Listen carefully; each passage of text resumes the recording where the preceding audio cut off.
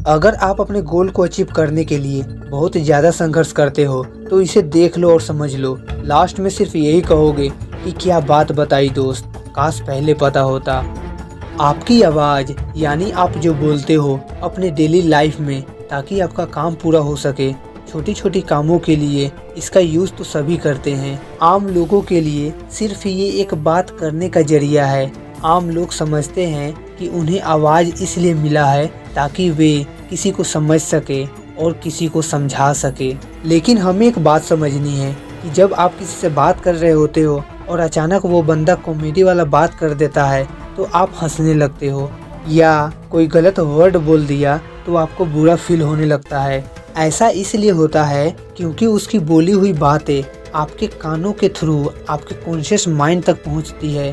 Conscious mind में रहने से आपका बिहेव नॉर्मल रहता है, लेकिन जैसे ही वो आवाज़ सब कॉन्शियस माइंड तक पहुंचता है तब आपका स्वभाव यानी कि बिहेव नॉर्मल से कई गुना अलग हो जाता है। अगर कोई गलत वर्ड है तो आपको बुरा लगता है और आप काफ़ी गुस्से में आ जाते हो, और वहीं कोई कॉमेडी वाली बातें हैं तो आप नॉर्मल से कई ज़्यादा हंसने लगते हो। तो यहाँ से एक बात समझ में आती है, किसी की आवाज़ या अपनी बोली हुई बातों का असर हमारे ब्रेन पर पड़ता है। उसके बाद हमारा ब्रेन हमारे पूरे बॉडी की एनर्जी को एक्टिव कर देता है।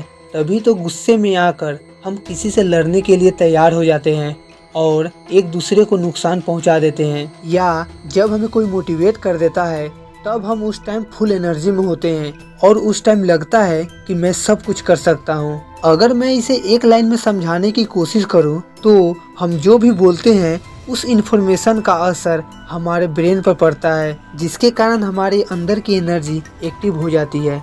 अगर इस एनर्जी को अपने गोल को हासिल करने के लिए यूज़ करें तो हम बहुत जल्द अपने गोल को अचीव कर सकते हैं। साइंस ने ये भी प्रूव कर दिया है कि हमारे शरीर में अनलिमिटेड एनर्जी है। तभी तो कभी कभी बहुत ज़्यादा मेहनत करने पर भी आप थकते नहीं, और कभी कभी थोड़ी सी मेहनत पर ही थकान महसूस होने लगती है। ये सब मन की वजह से ही होता है। अब लास्ट पॉइंट यही है कि हम कैसे इस एनर्जी का यूज़ अपने गोल को अचीव करने के लिए करें। इस एनर्जी का यूज़ सभी लोग नहीं करते क्योंकि उन्हें ये सब पता नहीं होता है, और ये बातें आपको आज पता चल रही है। सोचो आप कितने लक्की इंसान हो। इसका यूज़ सिर्फ 1% लोग ही कर पाते हैं, और उनमें से भी बहुत सारे लोग इसे फॉलो नहीं कर पाते। लेकिन ये आपको फॉलो करना है जब तक आप सफल नहीं हो जाते। देखो, हमारा ब्रेन रात को सोने से पहले और सुबह उठने के बाद काफ़ी एक्टिव रहता है। जिस तरह किसान मौसम के अनुसार अपना बीज लगाता है, क्योंकि एक ही मौसम में हर तरह के बीज नहीं लगाए जा सकते, उसी प्रकार रात को सोने के 5 मिनट पहले कोई भी बात बोलने से हमारे ब्रेन में वो इन्फॉर्मेशन हमारे कानों के थ्रू कॉन्शियस माइंड में चला जाता है। एक ही इन्फॉर्मेशन को बार बार दोहराने से वो इन्फॉर्मेशन सब कॉन्शियस माइंड तक चला जाता है, और फिर जब आप सोते हो तो वो इन्फॉर्मेशन आपके ब्रेन में लॉक हो जाता है, और सुबह उठने के बाद आप उसी तरह बिहेव करते हो, यानी कि अपना काम उसी तरह करने लगते हो जैसा आपने रात को बोला था। आपको यकीन नहीं हो रहा होगा क्योंकि आप ऐसा कभी किए नहीं हो। हर वो सफल इंसान ये सब करता है, लेकिन उसके पास इतना समय नहीं होता कि वो आपको ऐसी बातें बता सके। लेकिन इम्तिहान के घड़ी चैनल पर आपको ऐसी इन्फॉर्मेशन मिलती रहेगी। एक बात और आपको समझ नहीं आ रही होगी कि आप रात को सोने से पहले बोलेंगे क्या।